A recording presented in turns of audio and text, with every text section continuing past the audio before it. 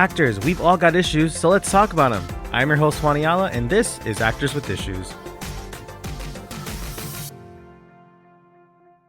Hello, ladies, gents, and non-binary friends. Welcome back to another episode of Actors with Issues, the podcast where we dive deep into the world of entertainment.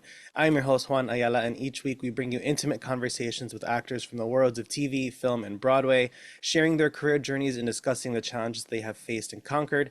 We discuss it all, so get ready to be inspired as we explore the stories behind their performances, the triumphs and the struggles of those who bring characters to life on stage and on screen. Today's guest is an actor, producer, and activist that you know and love from the silver screen to the Broadway stage. He's played one of the most beloved queer characters in television in My So-Called Life, made us laugh and cry in his portrayal of Angel in Rent, and has entertained us in his performances in 13 Reasons Why, The Red Band Society, and as Dr. Hugh Colbert in Star Trek Discovery, which premieres its 5th and final season on April 4th on Paramount+. Please welcome to the stage, Mr. Wilson Cruz. Wilson, welcome to the show. Thank you for Thank you being so here. much, Juan. Thank you so much, Juan. I'm happy to be here. So let's go back to the beginning. So what was it that struck you into wanting to become an actor? Was there a particular performance you saw that inspired you, or was it sort of just always innately within you to perform? I think the, I think it was both. Mm. I think that there was an innate need uh, to um, to perform. There was an innate talent. I think, if I may say so, but I didn't realize it was an option, a real option, a real reality for me until I remember watching West Side Story with Rita Moreno, where um, finally there was somebody who looked like my tias, and my cousins that I could point to who proved to me that this was an option for me. So she was my possibility model, as Laverne Cox likes to say. Um, and after that, I remember watching La Bamba, which had its own problematic um, issues when we look back on it today. But Isai Morales and that powerful performance. I think of Raul Julia, um, throughout his life, that was a beacon for me that we could be taken seriously as artists. Um, that we weren't just here for to shuffle along and dance, but that we were capable of using the arts to inform our experience. And so that was something that I wanted to do. And so after that, I used the public schools. We weren't rich. We were pretty middle to low class. And so my parents couldn't really afford, private dance lessons or, you know, voice lessons. So I took full advantage of the art systems in the public education system. So that's how it all kind of happened.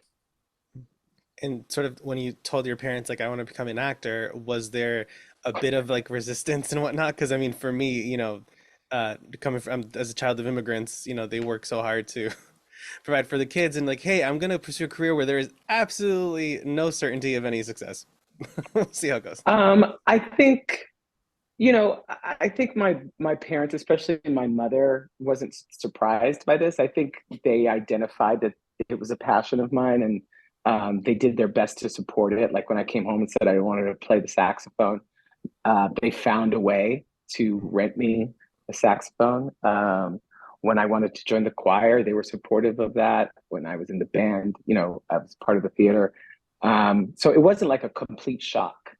That they were concerned with how I was going to support myself, as any parent would be. Um, so um, their one desire was that I finish my education. I think they also identified that I was great at school. I loved education, and I loved I was good at it. So they wanted to make sure that I followed through on that. And so I was the first person in my immediate family to go to college. I didn't finish because I did a little show called My So-Called Life, but I finished 2 years of my undergraduate work, and I think they were like, as long as you can do that and still pursue your acting career, go for it. My mother used to drive me. I got a scholarship to go to this, and actually she had to pay a little bit out of pocket. She like maxed out her credit cards for me to take part in this commercial acting workshop. And she used to drive me. We lived in California at the time. She used to drive me an hour into Beverly Hills on her days off on the weekends and sit in the car while I took this 3-hour course that ended up being really fruitful. Like I ended up getting an agent out of this at the end. I was the only person in the class. It was a bit of a scam, to be honest with you, but somehow I worked it out. But yeah, they were supportive to a point, right? Mm. They wanted to make sure that they weren't going to be supporting me through my 50s. Right. And with Ricky Vasquez in My So-Called Life, that was your first role pretty much, right? Were there maybe some commercials before that, or was that really like your first booking? No, my first booking was a recurring role on a short-lived series, which is a recurring theme in my career. A short-lived series on Fox called Great Scott that starred Tobey Maguire. Mm. And I played one of three choir boys in high school, and we sang in harmony all of our lines. So you see why it lasted so long. But that was my first job, real job. Actually, my very, very real first. Before that, I did an episode of a reenactment on Unsolved Mysteries. Oh, I remember that show. Uh, Did and you? the and and all I have to tell you about the episode is what it was called. The episode was called Molester Producer. Oh, okay. There you go. Um, so, with My So-Called Life, like, what do you remember taking away from that experience? I mean, it's crazy how short-lived that show was. It should have lasted way longer. I'm sure all of you agree.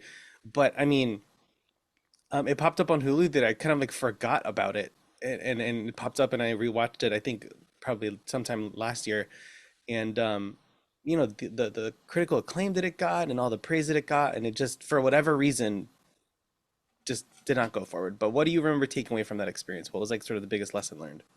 I do love that it holds up so well. I have to be honest. I love that generation after generation continues to discover it. I think what I took away from it was a real work ethic. Um, we were all kids. We were young kids. A lot of them had worked a lot since childhood, and Claire was a child. Um, but we had veteran actors like Bess Armstrong and Tom Irwin on this show, and there were these incredibly prolific producers, Ed Zwick and Marshall Herskovitz, and the creator Winnie Holzman. Um, you know, I, I think that was the first time when I realized it was a job, right? Like it was fun and it was a dream, but like I had responsibility. I was 19 years old, right? Like up until that point, it was like I was doing college plays and, you know, recurring little pieces of recurring things that I didn't have to be there every day. Um, but this was like, how do you, how do you become a professional actor? What goes into the preparation? What goes into making sure you're prepared to be at your best at 6 o'clock in the morning when the camera rolls or something, um, and what do I need in order to be at my best? Um, but I also like took away um, the difference between doing a play on a stage and that craft, um, and how to adjust it appropriately for a camera that picks up every small detail of your performance. Um, and Marshall Herskovitz actually was. I think we were doing. I can't remember which number episode it was. I think it was like the third episode. It's called Guns and Gossip, and it was an episode that Ricky is accused. There's a rumor at school that Ricky has a gun, um, and there was a scene in the car with Claire, and it was a deep scene where they share with each other a lot emotionally, and I was giving a Broadway performance. And he very delicately pulled me aside, while they were relighting a shot, which was like a close up. And he said, I just remember very, very specifically, he said, "You're such a great actor that you don't have to do anything. All you have to do is feel whatever it is that you're feeling and trust that it's enough because it will be." And and I have to give myself credit that at that age I understood what he meant by that, and that I trusted him enough to know that I could just be in the moment and feel the feelings of that character and let that carry me through, as opposed to making sure that the third balcony received the performance. So, that being an actor meant professionally to understand the medium in which you're working and to adjust appropriately. A working actor, that's what I learned on that show, how to be a working actor. And how do you think that seeing a character like Ricky on your TV screen when you were growing up would have impacted you? I mean, it would have changed everything, right? Part of the reason that Rita was so important to me and Raul was so important to me was that I saw some of myself in them. They weren't my all of myself, but I always longed to feel represented and seen on TV and film, to make me feel like um, I was a part of the conversation. There was no one. There was no one. Uh, in terms of like representation of queer people, I mean, there was Harvey Firestein, but he was a middle-aged white guy, Mm. and I knew who he was because I needed some kind of representation, but he didn't represent me, so to speak. So to have someone who I could look to, who gave me permission to walk through the world with some confidence and knowing that I was okay and that I wasn't broken and that I was worthy of being seen, would have changed everything about how I felt about how I fit into the world. Um, and so I'm also glad that I was old enough while playing that role to understand how important it would be for people to see him. How important, how it was also important for me to take seriously what that journey was going to be for that character, um, because I knew what it was going to be, what it was going to mean for people. I think Winnie Holzman might have understood. I don't think the rest of those people on that show understood. Mm. They couldn't. They couldn't really understand. But I think the two of us understood, and it's why I also felt compelled to be an out actor because of that role while I was playing it, because I wanted people who watched it, I wanted young people who saw themselves in him to understand that I saw myself in him Mm. and that I was taking responsibility for what we were putting out there and that I stood by it. Yeah, and the fact that I still, to this day, receive messages on social media or out on the street, from people who were changed just by seeing him is the gift that keeps on giving, right? Mm. And continues to remind me, yeah, we're not solving world peace, on these TV shows. We're not curing cancer, but what we are doing is allowing people to feel that they're not alone, and that they're seen and that they're understood and that they belong here. And that's a Mm. big deal.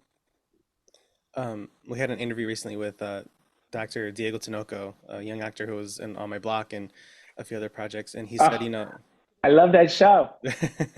My friend He, cast that show. oh, really? Yeah. Diego had said, he's like, we may not be curing cancer, like you said, but we're still saving lives in a way. There are Yeah. people who are Yeah. always touched by that, and um, you know, uh, Lord knows that everyone has sort of like that one performance that changed them in some way, shape, or form, and in a lot of cases, really did save them. And you said you've been very open about being out throughout your entire career, from the early years on. And what words of wisdom do you have for any young queer actor who may be afraid of coming out? Because we still have sort of actors in their late 20s, in their 30s, and even older who are still coming out later in their life. Of course, it's their decision, it's their own personal journey, but they may still feel that pressure, like I'll ruin my career if I Mm. don't come out. So what sort of words of wisdom do you have? You would think that after all these years, I would have an easy answer for that question, but I don't. Because I do feel in many ways that it's so personal Mm, that that act of vulnerability requires a person to have an understanding about themselves and the risk, and yet willing to take that risk. Um, and that can only come through a personal journey, right? Of acceptance, of self-love, of true knowledge about um, their their worthiness. And as queer people, that is sometimes a treacherous road. And I can't make light of the fact that we are living in a very um, difficult time. The messages that we receive from people who are supposed to be protecting us and representing us, those words are harmful. So, all of that to say, um, when considering coming out, I think it's important that when you do that, that you're prepared to speak to it in a way that's responsible. So it's not an act to take lightly. It's not something to do flippantly, because there are going to be, like it or not, there's still going to be people who are going to want to ask you this question, and ask you about your life and ask you about your journey. And you have to be in a place where you're prepared to do that. Um, do I recommend it? I do, because I'm a better actor because of it. If your goal is to be a great actor, and I should hope that that is your goal if you come into this industry, the most important part of being an actor is knowing yourself, knowing what makes you tick, because that's all you get. That's the only instrument you have. Musicians have their saxophone, their clarinet, their piano. The singers have their voice. An actor has only the emotions that they have readily available to them. And if you are in the closet and you're so busy keeping something covered and secret, you're not going to have the same access mm, to all of what you need to convey a story. Straight character, gay character, whatever. Your job is to know yourself. And the other important part of being an actor is the capacity to be vulnerable.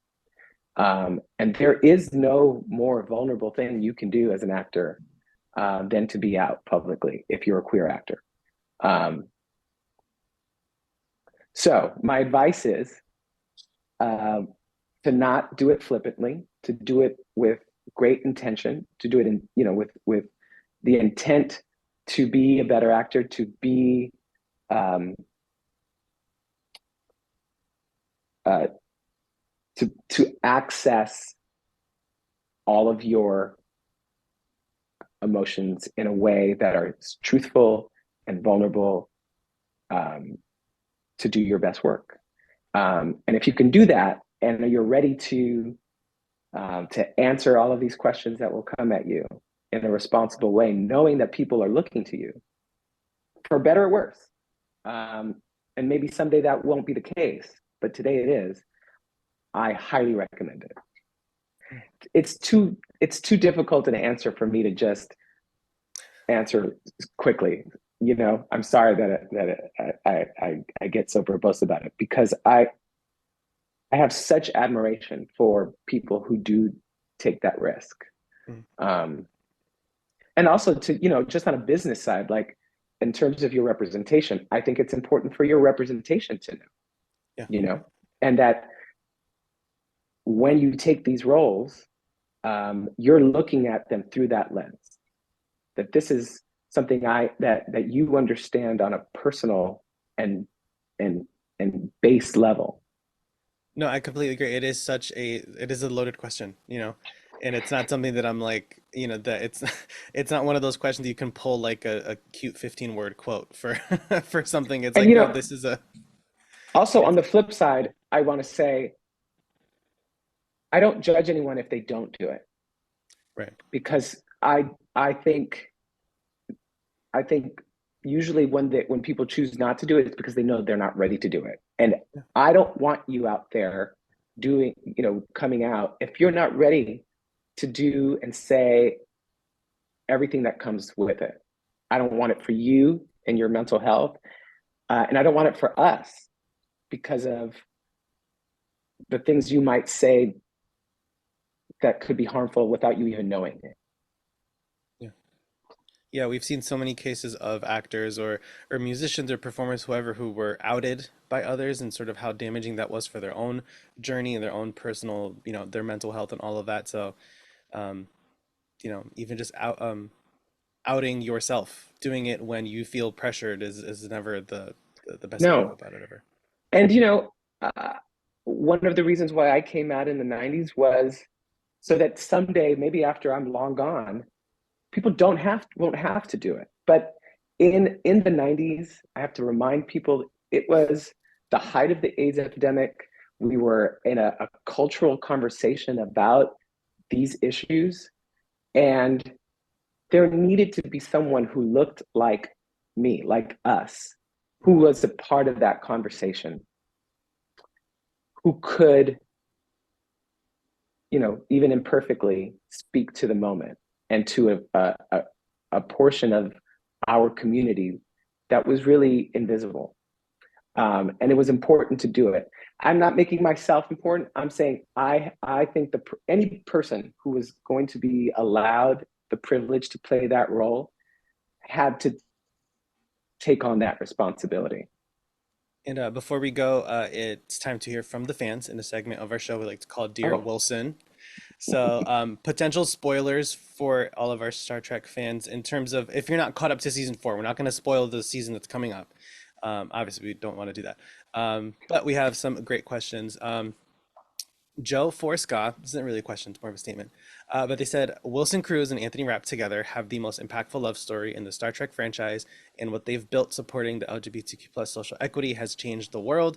Representation matters, and characters like Colbert lead to understanding, growth, and humanizes people that politics and society increasingly dehumanize.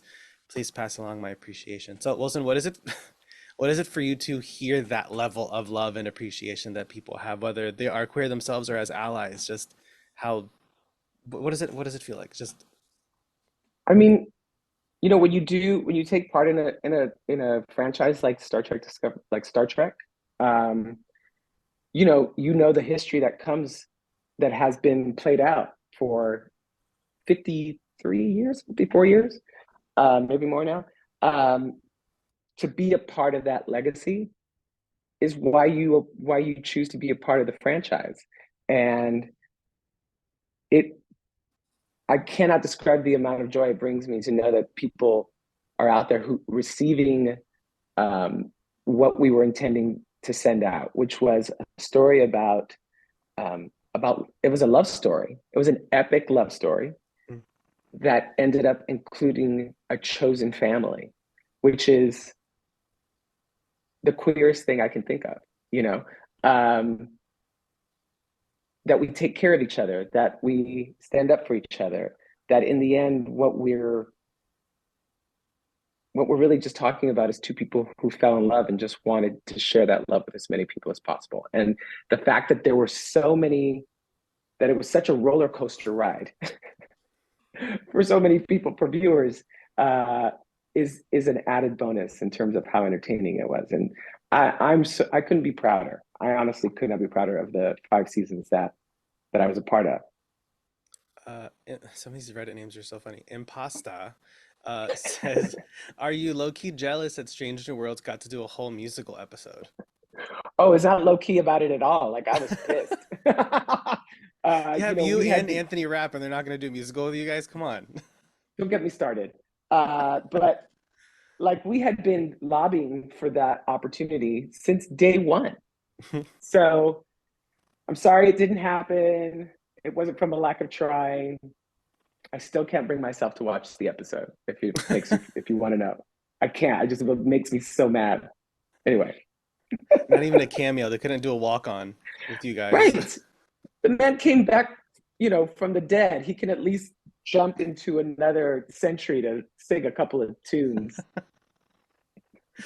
Speaking of, Zurich asked, "How did you feel about your character dying in season one? And was it always planned Mm. from the start to revive them in season two?" I have to admit, I was pretty angry during my first watch, though. You know, as an actor, you're not really, um, you know, read into what the plans are, especially since at the time I was only a recurring character.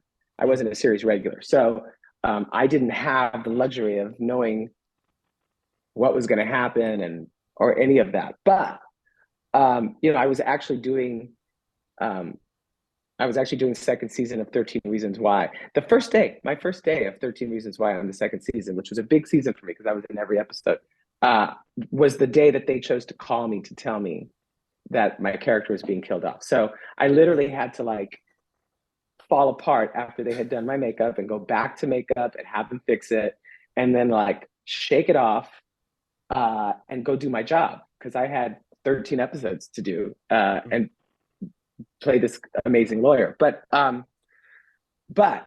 said, by the time I came back, which was just a couple of weeks later, to do the next episode, which wasn't the episode I was being killed in, uh, it was the episode before. uh, the producers had come to me and said, "You will be back. We're figuring out how to do that." And that's when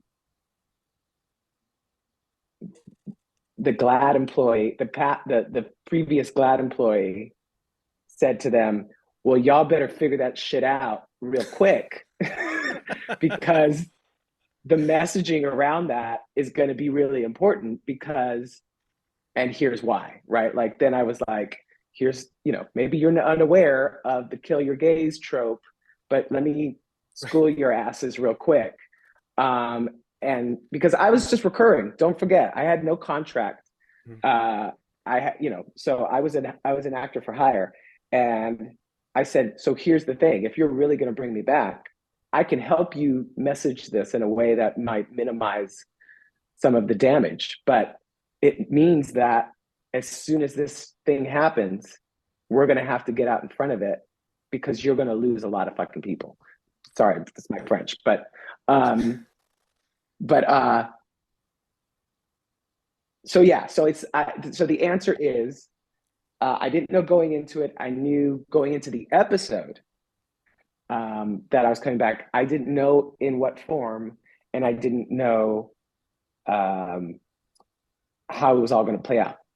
That said, once the season was over and they came to me and wanted to make me a series regular from season 2 on, then I had some huevos, you know, to say, okay, uh, here's what I would like, you know, here's what I, you know, and for whatever an actor's 2 cents worth. I got to um, have some input, let's say, Yeah. about how that happened. And I was really, really thrilled with the way that all played out because for me, it was an analogy for all of my friends in the 90s who were diagnosed with HIV and AIDS and were given a death sentence before the drugs had come out, and went out, spent their life insurance money, and lived up their lives because they figured there was, the days were limited. And then suddenly in the mid 90s, these drugs came out, and their doctors were like, "You're gonna live." Uh, and what happens to someone who's ready to go but given a second chance at life? What parts of your life, you're in the past, do you want to keep? Mhm. What parts didn't work and you want to shed? Who are you now because of this experience? Who do you want to become now that you've been given a second lease on life? Like, all of those questions Yeah. for me were far more interesting than anything that I got to do before he was killed. So to me, his death was a resurrection, was a renewal, was Yeah. uh, a real second lease on life. And there was so much to play in there. And I was like an actor's dream. Yeah. And I had a blast. Miami River asks if there is any chance of a My So-Called Life reunion. Probably not. I mean, I'll just say that because the only way that's going to ever happen is if everybody agrees to it. And I'll just say that not everybody has agreed to it. I'm not one of those people. I would love to see Ricky now because I know for a fact he's a badass running shit. So he's a boss. Cavalry says if there's any chance that you'll still do all of the Trek conventions now the Discovery is ending. You're so wonderful to have. It was so nice meeting you. Absolutely. I'm actually going to be on the cruise next year. So Oh, there that you much I already know. And I'll be at the convention in August. I think it's August. Yeah. go. And our final question, Riyag Akari says, since we know the Discovery is ending this season, we also know that Star Trek has been in love with having characters return to the screen. Where and what would your character be doing when he makes his inevitable return? I mean, stay tuned. There you Um, I think, the thing about Star Trek Discovery is that it lives in its own, not timeline, but its own century, go. Mm, far from Strange New Worlds and mm. from where Picard took place. And so we are 1,000 years in the future. So the only way to answer that is if and when there's another series or whatever that takes place at that time, there's a very real possibility that we could show up, I think. Yeah, so our last segment is it's time for life's big questions. This sort of just like a rapid fire this or that round. If you could have any superpower, which would you choose? Oh, flying. Singing or dancing? You know. That's like Sophie's choice. I already sang, I already danced, but you mean like if I only could do one? No one ever asked a follow-up question, so I never know the context of my own question. Um, you know what? Okay, so let's do this. So if there was a project where they said you sing through everything but you don't dance, or you dance through everything and don't sing, which is more appealing? Like a full Les Mis sing through everything, or like just a full dance piece? If I'm gonna do it now in my 50s, I would say sing. But if I was younger, I might have danced it. A self-tape or in-person audition? In person all day. I'm part of, I feel like it depends on like the generation. I feel like myself, I hate in person. Unless it's Oh my theater. If it's like a pianist and all of that, then I'm fine. But I don't want to go into Manhattan for a two-line co-star read. I'm like, do God really? well, don't do that. Like, first of all, I'm not doing that. But two, uh, for me, in person, because this is a collaborative art form, Mm, and I can come in with an idea of what it's supposed to be, but maybe I'm off or they want to see something different, and they can communicate that to me and see if I can make an adjustment. Because guess what? 95% of your job as an actor is how well you can adjust to the vision of the people you're working with. right, So you can hire someone on tape, but are they going to be able to be collaborative with you on set? right. What movie never fails to make you laugh? Bridesmaids. Good choice. And what movie never fails to make you cry? Oh, I mean, it's a new one. So I guess I have to go with the news. Origin. Mm.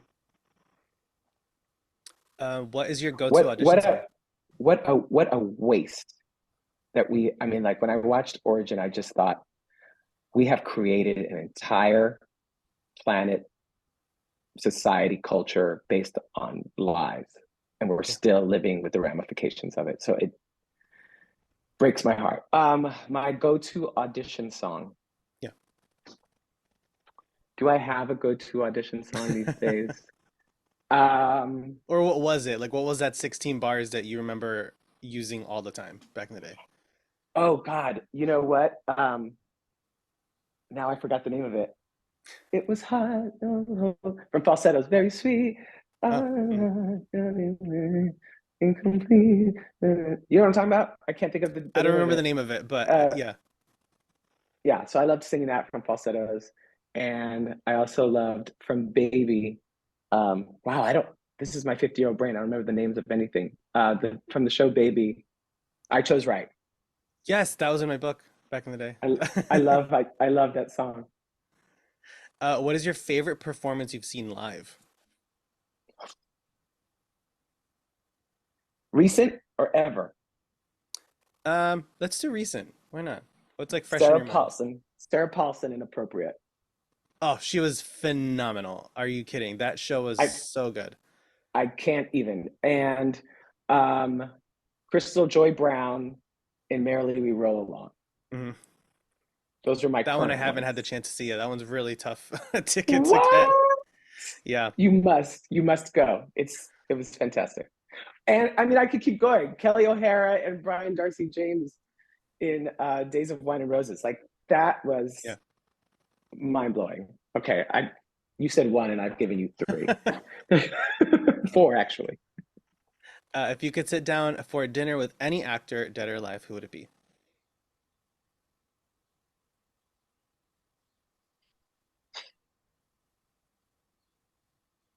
Oh my God, this is too hard to choose. Raul Julia. And in 10 words Forget or it. less, what advice would you give to a young actor?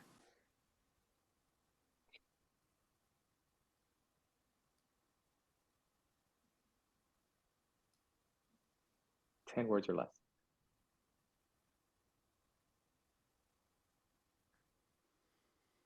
Your first job is to know yourself. Love that. Awesome. Well, Wilson, thank you so much for taking the time to chat with us today and for sharing all about your journey and discussing just so much of your own personal journey of sort of the industry and everything. And I'm so excited for this final season of Star Trek Discovery. I've been such a fan since it was what was CBS All Access? Is that what it was initially? The Can you believe early it? days. How many different names did we go through? Thank you. That means the world to me, Juan. I appreciate you. And be sure to check me out on May 9th on Netflix's Mother of the Bride, which is also going to be out soon. Awesome. And April 4th is the new season of Star Trek Discovery. Everyone, thank you so much for tuning in, and we'll catch you next time here on Actors with Issues. Thanks for joining us. Be sure to subscribe to Actors with Issues on Spotify, Apple Podcasts, or wherever you get your podcasts, and visit our YouTube channel for full video interviews. Actors with Issues is executive produced and hosted by Juan Ayala. See you next time.